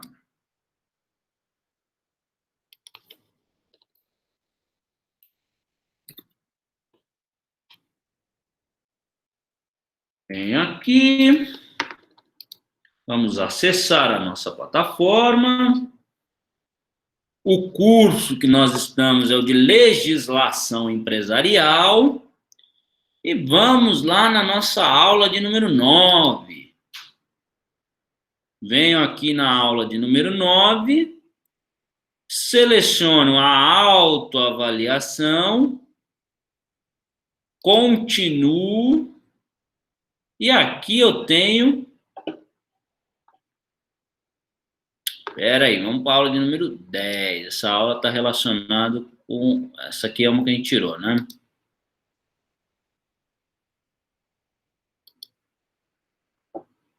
Aqui.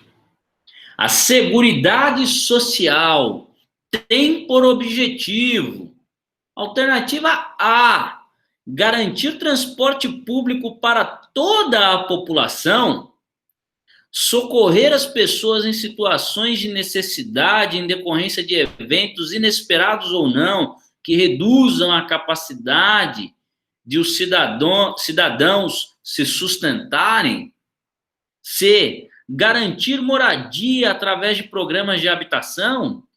D, arrecadar verbas para o poder público. Ou E, garantir saúde a todo indivíduo, independente das condições financeiras de cada um.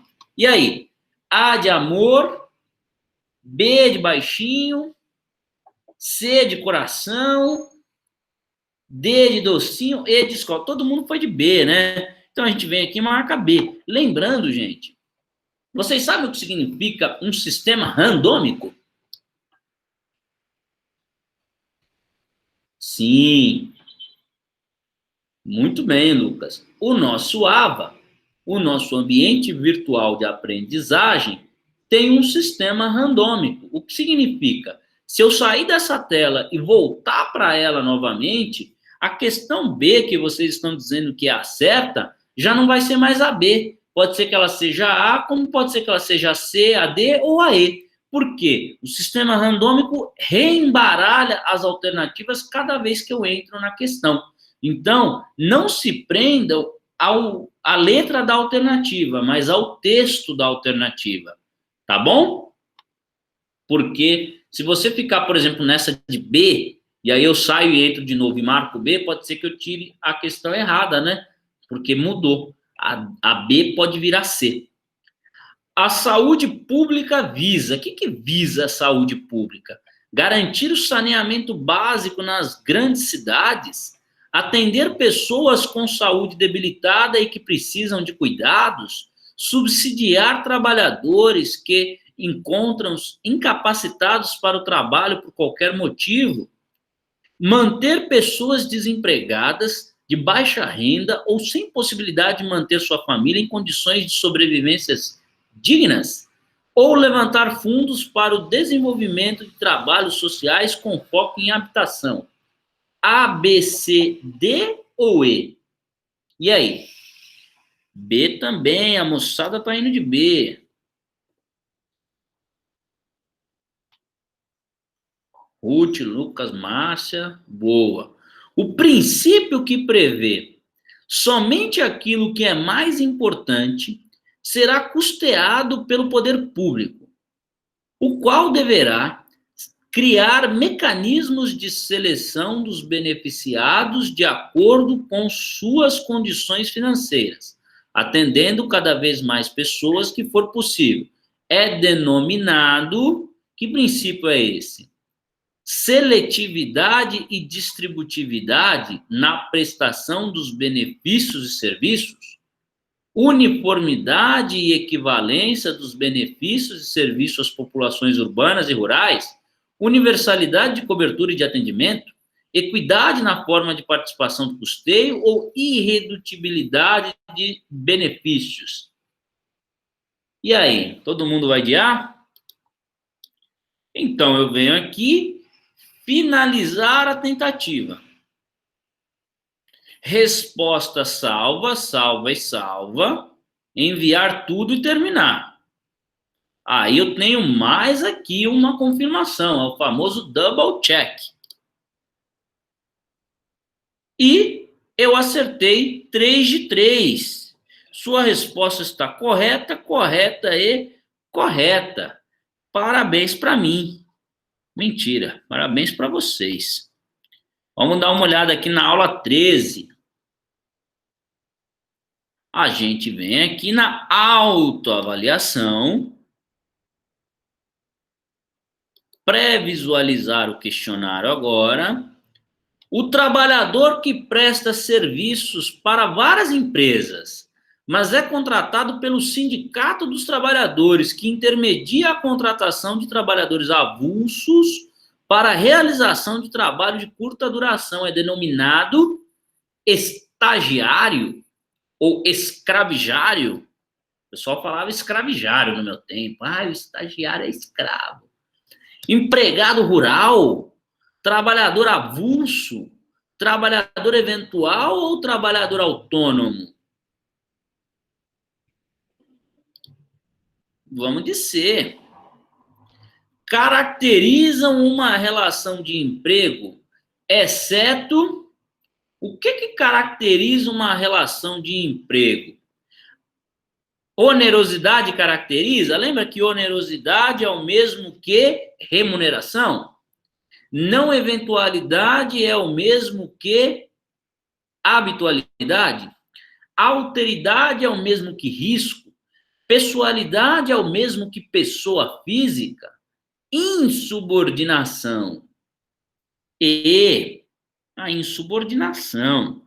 Considerando os princípios do direito do trabalho, é possível afirmar que o princípio que determina ser irrenunciável, inderrogável e indispensável os direitos do trabalhador, tais como férias, horas extras e etc., é o quê? O princípio da primazia da realidade, o princípio da inalterabilidade contratual lesiva, princípio da irrenunciabilidade de direitos, continuidade da relação de emprego ou princípio protecionista ou tutelar? A, B, C, D ou E? Ruth vai de C, Márcia vai de C, Lucas vai de C. Finalizamos a nossa tentativa, 3 respostas salvas, envio tudo. Double check e 3 de 3. Tá massa, né, esse negócio. Vamos fazer mais uma para acabar?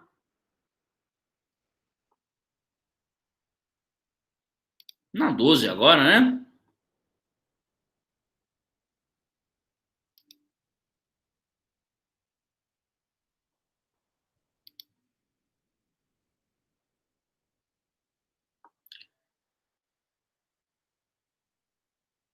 E essa daqui, vamos ver.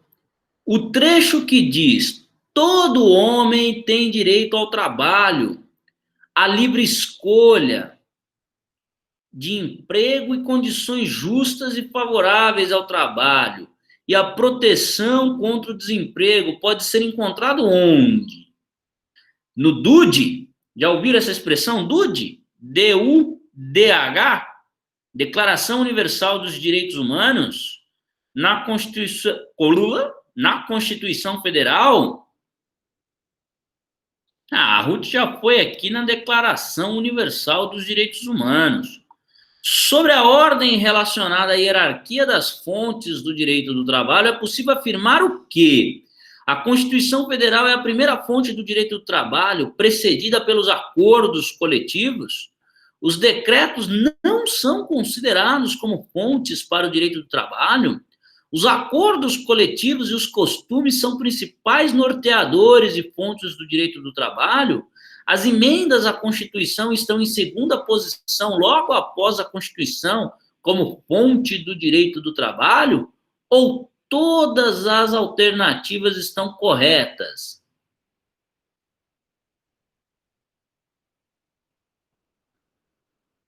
Todo mundo vai na A? A Ruth vai na D? Deixa eu fazer uma correção nessa D sua, Ruth. As emendas à Constituição estão em segunda posição, logo após a Constituição. Isso é uma inverdade. Toda vez que eu emendo a Constituição Federal, aquela emenda passa a fazer parte da Constituição Federal. Então, eu analiso como se fosse a Constituição Federal. Ela incorporou a Constituição Federal, tem a mesma validade. Eu não olho a Constituição e depois olho a emenda. É aquela coisa, imagine que você tem uma calça, aí a sua calça tem um buraco. Você vai lá e põe um pano para cobrir aquele buraco. Você faz uma emenda. Você não sai com a calça e depois você sai com o pano. Aquele pano incorporou a calça. Quando você bota a calça, você botou o pano junto. Passou a ser uma coisa só. Certo? Vou seguir aqui a maioria da moçada, vou pôr no ar. Depois a gente vê se está certo. Até porque a plataforma da FAT é uma plataforma tão legal que quando a gente erra, ela diz pra gente que a gente errou e ainda dá a resposta correta para a gente poder estudar. Assinale a alternativa que preenche de forma correta o trecho a seguir sobre a definição do direito do trabalho. É um conjunto de quê? Regras e instituições atinentes ao quê? De trabalho subordinado e situações o quê? Visando assegurar melhores condições de trabalho e sociais ao trabalhador, de acordo com as medidas de que lhes são destinadas. Então, será que é um conjunto de princípios? Subordinado e situações atinentes ao quê? A realização ou a relação de trabalho? Subordinado e situações de analogias ou análogas? E aí? Princípios, realização, analogias e projeção, princípios, relação, análogas e proteção, princípios, relação, análogas e proteção. Ah, essa daqui é aquela que tem duas duplicadas, né? Vamos colocar a B aqui. Aí a gente vai ver o que a plataforma vai dizer para nós. Enviar tudo para terminar. Double check. Ó. Eu acertei uma de 3. Vamos entender o que eu errei aqui? A resposta correta é as emendas à Constituição estão em segunda posição, logo após a Constituição. Essa resposta aqui está errada, inclusive na plataforma. Preciso corrigir. Deixa eu até anotar para mandar lá para o nosso amigo para poder fazer esta correção. Deixa eu marcar aqui. Olha só. A plataforma induzindo nós ao erro. Então, na aula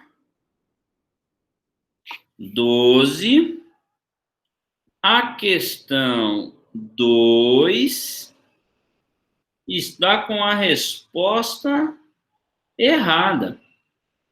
A resposta correta seria a alternativa A, de amor. E a terceira lá, princípios, relação, análogas e proteção. Princípios, relação, análoga e proteção. Só que ela está marcando como C. Então, a questão de número 3 tem duas alternativas replicadas. Nós acertamos, tá, gente? Porém, como tem duas, ele acusou a outra.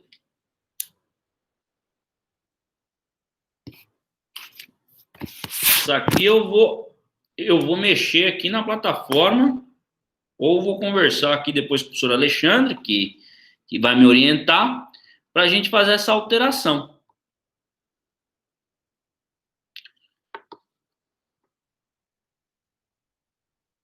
Aí aqui sai todo o nosso relatório, ó. O tempo que eu gastei para ler as questões, o dia que eu fiz, a minha pontuação, a minha nota, certo? O que eu vou pedir para vocês? Deixa eu voltar aqui para bater um papo com vocês agora. Nós fechamos a nossa revisão, certo? Fechamos a nossa revisão. Fizemos alguns testes na plataforma, inclusive identificamos lá na aula de número 12, né, alguns errinhos, mas o professor vai corrigir antes mesmo que vocês possam continuar a realizar os exercícios. E o que eu vou pedir para vocês? Gente, para as próximas aulas, que nós teremos já um simulado da prova, testando a plataforma do Google, que é igualzinho àquela que a gente fez no bimestre passado, estudem o material, olhem a revisão. Nessa revisão, selecione os tópicos, aqueles tópicos que você bateu o olho e já lembrar do conteúdo, ótimo. Aquele tópico que você bateu o olho e não lembrar do conteúdo, corre lá na aula, que está lá no WhatsApp de vocês, pega o material, dá uma lidinha no PowerPoint, no slide que trata daquele assunto específico. Se ficou com alguma dúvida, dá uma ligada para o professor, manda uma mensagem lá no WhatsApp, manda um e-mail, manda um Instagram, não tem problema. Vocês hão de me achar, porque eu estou disponível aí para poder ajudá-los a sanar todas as dúvidas. E, claro, gente, entrem na plataforma, vocês viram como é fácil. É só entrar na plataforma, selecionar as atividades, você vai fazendo, pega o seu celularzinho do lado, como essa é uma atividade para você treinar, pega o PowerPoint da aula, leu a questão, ficou com dúvida, vai na aula, dá uma lida, testa, errou, volta, testa de novo, não tem limitação, a plataforma é um ambiente, não é para falar se você sabe ou não, não é para ficar medindo ali o teu conhecimento, é um ambiente para você praticar aquilo que nós estamos ensinando. É uma maneira de você sentir segurança, para no momento que você for fazer a prova, você não ter medo de colocar alternativa A, alternativa B, até porque é uma coisa que você já vai ter exercitado aula a aula. Então, voltem na plataforma, façam os exercícios, respondam os exercícios, porque eles compõem uma parte da nota. Aí eu tenho aquele combinado com vocês. Qual é o combinado que eu tenho com vocês? Quem fizer todos os exercícios da plataforma, ou seja, quando a plataforma emitir lá para nós o relatório, ela vai dar 2 relatórios para os professores. O primeiro relatório é assim, você fez, esse é o primeiro relatório. O segundo é, você acertou.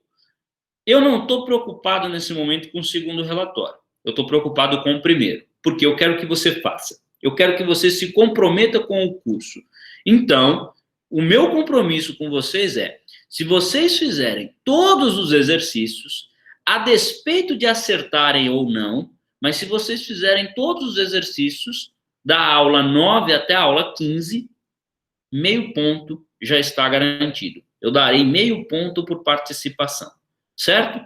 Então, esse é o meu compromisso com vocês. Depois vocês têm a pontuação por acertar. Aí essa pontuação vocês já conhecem a regra, ela compõe 40% da nota. E aí depois tem a prova, que é mais 60% da nota. Então, fiquem tranquilos. Ganhar essa nota, vocês já viram no bimestre passado, não é uma coisa difícil, mas também não é fácil. Então, vocês acompanharam as aulas, vocês estiveram semana a semana com a gente. Peguem esse tempinho final aqui. Tem uma moçadinha aqui que perdeu uma aula ou outra. Gente, eu sei, acontece, é o trabalho, é a correria. Tem dia que a gente tá de saco cheio mesmo. Dá para entender. O que não pode é perder a oportunidade. Chegaram até aqui, não vamos largar a mão. Então, assim, pega essa semaninha, é uma aula que você perdeu, come o material. Ficou com dúvida? Manda mensagem para o professor. Então, assim, esse é o momento da gente fazer aquela grande recuperação do tempo que a gente aproveitou e quer rever ou do tempo que eventualmente a gente perdeu, certo? O meu compromisso é ajudar vocês, tanto nas dúvidas particulares, como incentivá-los a fazer os exercícios, dando meio ponto por participação, e estou disponível para qualquer bate-papo que vocês queiram antes da prova, evidentemente. Beleza, pessoal? Espero que vocês tenham gostado dessa nossa revisão. Espero que vocês tenham aproveitado para rememorar o conteúdo, rever como é que entra na plataforma, como é que faz as atividades. Qualquer dúvida, tanto eu como o professor Francisco, o professor Marino, os outros professores da casa, estamos à disposição de vocês. O nosso intuito é fazer com que vocês sejam excelentes profissionais e pessoas vitoriosas no mercado de trabalho. Tá bom? Muitíssimo obrigado, um beijo no coração. Nos vemos quinta-feira. Quinta-feira, gente, ó. Quinta-feira eu vou contar uma novidade para vocês, viu? Fofoca boa. Me cobrem.